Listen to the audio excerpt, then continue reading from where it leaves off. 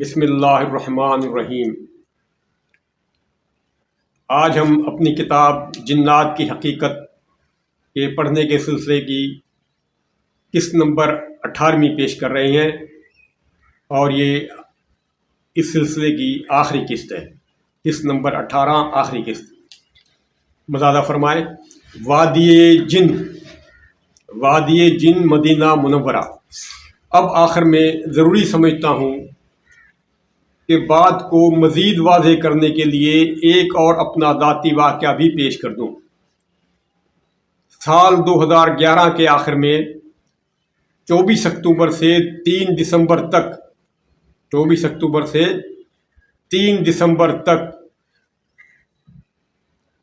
اللہ کے فضل و کرم سے مجھے فریضہ حج ادا کرنا نصیب ہوا۔ حج سے تقریباً 3 سال قبل جولائی 2008 میں مجھے عمرہ کرنے کی سعادت بھی نصیب ہوئی تھی۔ جب میں عمرہ کرنے کے بعد واپس آیا 2008 میں، جب عمرہ کیا میں نے اور واپس آیا وہاں سے، تو مجھ سے کئی دوستوں اور عزیزوں نے پوچھا تھا کہ کیا آپ نے مدینہ منورہ میں وادی جن کو بھی دیکھا؟ مجھے بڑا تعجب ہوا، کیونکہ اس سے قبل میں نے کبھی بھی وادی جن کا نام نہیں سنا تھا۔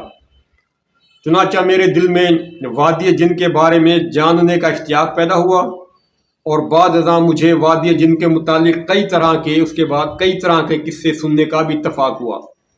اس کے بعد مثلا بعض لوگوں نے بتایا کہ اس وادی میں جنات کا بسیرا ہے، اور وہاں پر جو لوگ بھی جاتے ہیں ان کا جنات سے واسطہ پڑتا ہے۔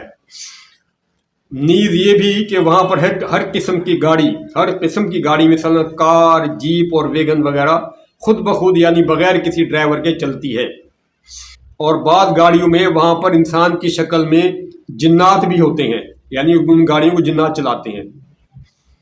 اس طرح کی عجیب اور مافوق الفطرت کہانیاں سن کر مجھے بڑی خوشگوار حیرت ہوتی تھی۔ چنانچہ میں نے پکا ارادہ کر لیا کہ اگر آئندہ کبھی دوبارہ اللہ تعالیٰ نے مجھے حجاز مقدس بلایا تو انشاءاللہ اس وادی جن کو ضرور دیکھوں گا، اور اس کے لیے میں دعا بھی کرتا رہا، اور خدا کا کرنا ایسا ہوا کہ مجھے حج کرنا نصیب ہو گیا، اور اللہ کے فضل سے ہمیں ادائیگی حج کے بعد آخری 8 ایام مدینہ منورہ میں قیام کے لیے نصیب ہوئے۔ 2011 کی بات ہے یہ۔ میں مدینہ منورہ میں قیام کے دوران وادی جن کو دیکھنے کے لیے خدا کے حضور دعائیں بھی کرتا رہا، کیونکہ وہاں پر کوئی عام سواری گاڑی نہیں جاتی تھی، بلکہ وہاں تک جانے کے لیے اسپیشل مکمل گاڑی کرایہ پر لینا پڑتی تھی۔ اور جیسا کہ یہ جگہ مدینہ منورہ سے کافی دور پہاڑوں کے درمیان ہے، اس لیے مجھے سمجھ نہیں آ رہی تھی کہ اس سلسلے میں کیا کیا جائے۔ اللہ نے میری دعائیں قبول کیں اور میرا وادی جن تک جانے کا سبب بن گیا۔ وہ یوں کہ میرا ایک جاننے والا حیدرآباد پاکستان کا رہائشی ڈاکٹر علی حسن صاحب مدینہ کے سرکاری اسپتال میں نیورو سرجن مقرر تھا۔ چنانچہ انہوں نے بخوشی ہمارا شوق پورا کرنے کا وعدہ کر لیا۔ اتفاق سے ان سے ملاقات ہو گئی، اور انہوں نے بخوشی شوق پورا کرنے کا وعدہ کر لیا، اور ایک مقررہ دن وہ ہمیں اپنی کار میں وادی جن کی طرف لے چلے۔ وہاں پہنچ کر معلوم ہوا کہ دراصل وادی جن کا اصل نام وادی بیضا ہے۔ اس کا کیا نام ہے؟ وادی بیضا اصل نام جو ہے، اسے وادی جن کہتے ہیں۔ اور اس کی وجہ تسمیہ یہ ہے کہ یہ وادی انڈے کے شکل کی طرح بیضوی ہے۔ بیضا عربی میں انڈے کو بولتے ہیں۔ اس کی وجہ تسمیہ یہ ہے کہ یہ وادی انڈے کی شکل کی طرح بیضوی ہے۔ عربی زبان میں انڈے کو بیضا بولتے ہیں، لہذا وادی بیضا کا مطلب ہوا انڈے کی شکل جیسی وادی۔ اس وادی میں 3 اطراف بڑے بڑے پہاڑ ہیں، 3 اطراف سے پہاڑ ہیں بڑے بڑے، جن کے درمیان سڑک انڈے کی طرح گول گھومتی ہے، ایسے گول گھوم کے پھر واپس آتی ہے انڈے کی طرح سے، ایک یوٹرن سے واپس مڑتی ہے، انڈے کی طرح گول گھومتی ہوئی ایک یوٹرن سے واپس مڑتی ہے سڑک۔ ہمارے علاوہ چند ایک اور بھی گاڑیاں وہاں موجود تھیں۔ اس کے علاوہ راستے میں بھی کئی جگہوں پر ٹینٹ یعنی خیمے وغیرہ لگا کر لوگ فیملیز اور بچوں کے ساتھ وہاں پر رہ رہے تھے۔ شاید وہ لوگ شہر سے باہر، شہر سے دور پکنک یا آؤٹنگ اور تفریح کرنے کی غرض سے وہاں پر آئے ہوئے تھے۔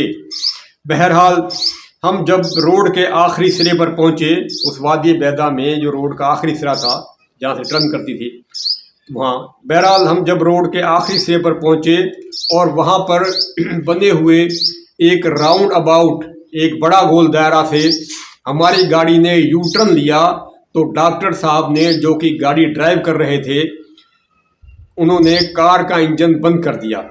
لیکن یہ دیکھ کر ہمیں بے حد حیرت ہوئی کہ گاڑی باوجود انجن بند ہونے کے 40 کی اسپیڈ سے بھاگ رہی ہے۔ انجن بند تھا، گاڑی چل رہی تھی 40 کی اسپیڈ سے، اور یہی چیز تھی جس کو لوگوں نے کچھ کا کچھ بنا لیا تھا،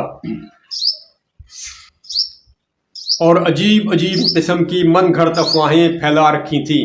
ان تمام باتوں کے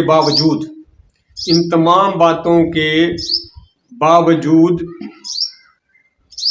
خوف نام کی کوئی چیز ہمیں وہاں پر محسوس نہیں ہوئی، اور نہ ہی کسی بھی قسم کی کوئی پریشانی یا گھبراہٹ محسوس ہوئی، بلکہ اس ایڈونچر میں بڑا لطف محسوس ہو رہا تھا۔ گاڑی تقریباً 1.5 کلومیٹر تک بند انجن کے ساتھ چلتی رہی اور ایک مقام پر آ کر رک گئی، وہاں پر جنوں کی بس ہو گئی۔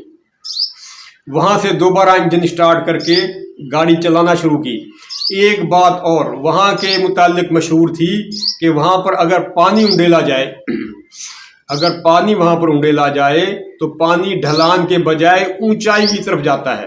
یہ مشہور بات تھی، ہمیں بتاتے تھے لوگ، پاکستان میں ایسے ہوتا ہے۔ لیکن یہ بات ہمیں وہاں نظر نہیں آئی، کیونکہ ہم نے خود وہاں پر پانی ڈال کر دیکھا تھا، مگر پانی وہاں پر جوں کا توں پڑا رہا۔ اس مسئلے پر تبصرہ کرتے ہوئے ڈاکٹر صاحب نے کہا کہ پہاڑوں سے ڈھکی یہ وادی بڑی حسین ہے، اس لیے لوگ یہاں پر تفریح کی غرض سے بھی آتے ہیں، مگر انہیں یہاں پر کبھی کوئی جن وغیرہ نظر نہیں آتے۔ انہوں نے مزید کہا کہ میرے خیال میں ڈاکٹر صاحب نے کہا، میرے خیال میں یہ مقناطیسیت یا گریوٹی کشش شکل کا مسئلہ ہے، یا پھر یہ سڑک کی ڈھلان ہے جو کہ پہاڑوں کی مخصوص طرز کی وجہ سے، پہاڑوں کی جو بناوٹ کی مخصوص طرز ہے اس کی وجہ سے دیکھنے والوں کو محسوس نہیں ہوتی۔ یہ اس بات سے بھی ظاہر ہے کہ گاڑی واپسی میں ہی خود بخود چلتی ہے، یہاں پر آتے ہوئے نہیں چلتی۔ یعنی جنات گاڑی کا کنٹرول جو سنبھالتے ہیں، وہ گاڑی جب آتی ہے وادی بیضا میں تو وہاں پر آتے ہوئے نہیں چلتی، بلکہ واپس آتی ہے تب وہ پھر گاڑی خود بخود چلتے ہیں، جنات کنٹرول کرتے ہیں۔ ٹھیک ہے جی، یہاں پر آتے ہوئے نہیں چلتی، بس جبکہ واپسی میں بھی گاڑی ایک محدود فاصلے تک ہی چلتی ہے، اور اس کے بعد گاڑی معمول کے مطابق ہی چلانا پڑتی ہے۔ میل ڈیڑھ میل کے بعد وہ جنات کی بس ہو جاتے، پھر گاڑی نہیں چلا سکتے وہ لوگ۔ بہرحال بات میں وزن تھا، اور یہی بات درست بھی معلوم ہوتی ہے۔ بالغرض اگر ہم وادی جن میں جنات کو تسلیم بھی کر لیں تو سوال پیدا ہوتا ہے کہ یہاں پر جنات حضرات اور کوئی دوسری حرکت کیوں نہیں کرتے، اور نہ ہی وہ کسی کو بھی وہاں پر تنگ کرتے ہیں، صرف ڈرائیونگ کا شوق پورا کرتے ہیں جن حضرات، اور وہ بھی صرف وہاں سے واپسی کے وقت۔ وادی میں جاتے وقت کسی بھی جن کو ڈرائیونگ کا شوق نہیں ہوتا۔ اگر ہم ان باتوں پر سچ کے دل سے غور کریں اور جذبات سے الگ ہو کر غیر جانبدارانہ سوچ اختیار کر لیں تو ہمیں اس طرح کے تمام گورکھ دھندے سمجھ میں آ سکتے ہیں۔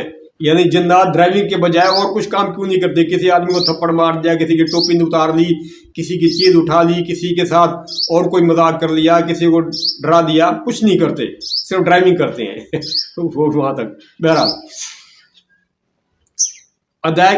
اس طرح کے تمام گورکھ دھندے ہمیں سمجھ میں آ سکتے ہیں اگر ہم غیر جو جانبدارانہ سوچ اختیار کر لیں تو۔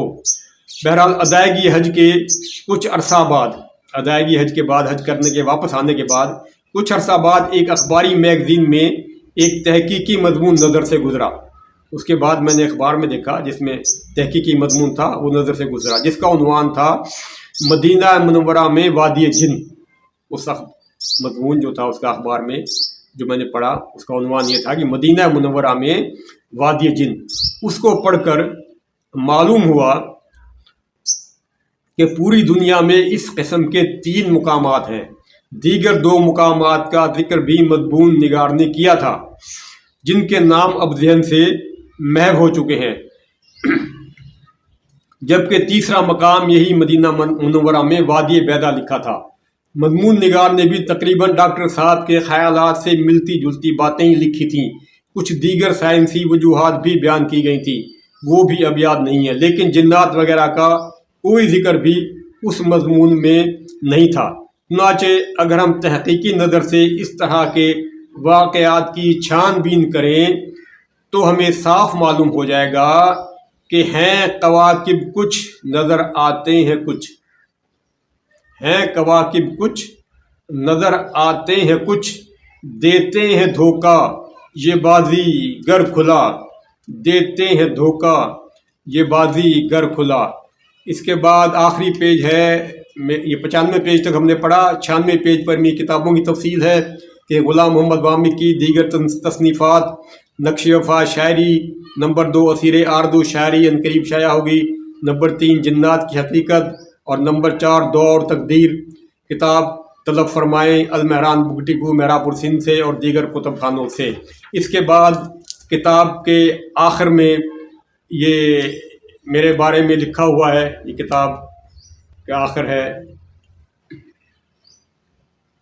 یہ پیج پر لکھا ہوا ہے میرے بارے میں تعارف ہے کہ محترم غلام محمد وامق صاحب 28 نومبر 1957 کو ضلع نواب شاہ کے شہر مہرا پور سندھ میں پیدا ہوئے. اب یہ شہر ضلع نوشہر و فیروز میں ہے، اب اس کا ضلع نوشہر و فیروز ہے. جس وقت میں پیدا ہوا اس وقت اس کا ضلع نواب شاہ تھا. میٹرک مہرا پور گورنمنٹ ہائی اسکول سے پاس کی، انٹر خیرپور میرٹھ سے کیا، جبکہ بی اے کی degree Urdu arts college Karachi سے حاصل کی. اور پرائمری بھی ہم نے سندھی پرائمری اسکول، مین سندھی پرائمری اسکول مہرا پور سے پاس کی تھی، وہ اس میں نہیں لکھا گیا. ملازمت اور تعلیم کے سلسلے میں آپ نے تقریباً 6 سال کراچی میں قیام کیا، جہاں پر اپنے فطری رجحان کے باعث ادبی حلقوں میں متعارف ہوئے. بعد ازاں دسمبر 2000 میں وامق صاحب کا ایک شعری مجموعہ نقش وفا شائع ہوا جسے کافی پذیرائی حاصل ہوئی. وامق صاحب کا رجحان شاعری کے ساتھ ساتھ تاریخ اور تحقیق کی طرف بھی بہت رہا ہے. یہی وجہ ہے کہ انہوں نے زیر نظر کتاب جنات کی حقیقت لکھی، اور میرے خیال میں انہوں نے لکھنے کا حق ادا کر دیا ہے اور اپنے موضوع سے انصاف بھی کیا ہے. ہم سمجھتے ہیں کہ زیر نظر کتاب سے لوگوں میں ایک نئی سوچ اور نئی فکر پیدا ہوگی. امید ہے کہ اس سے لوگوں کے اندر سے اوہام پرستی کے جراثیم ختم ہو جائیں گے. عبد الرحمن شیخ، خیرپور میرٹھ سندھ، یہ لکھنے والے ہیں. اور یہ بتاتا چلوں کہ یہ کتاب اب مکمل ہو گئی، اور اس کتاب کے بعد میں نے کتاب لکھی تھی دعا اور تقدیر، اور ماشاءاللہ وہ بھی ساری کاپیاں ختم ہو گئیں اور اس کو بہت پسند کیا گیا. دوسری ویڈیوز کے ساتھ پھر ملیں گے، تب تک کے لیے اجازت، اپنا خیال رکھیے، اللہ حافظ.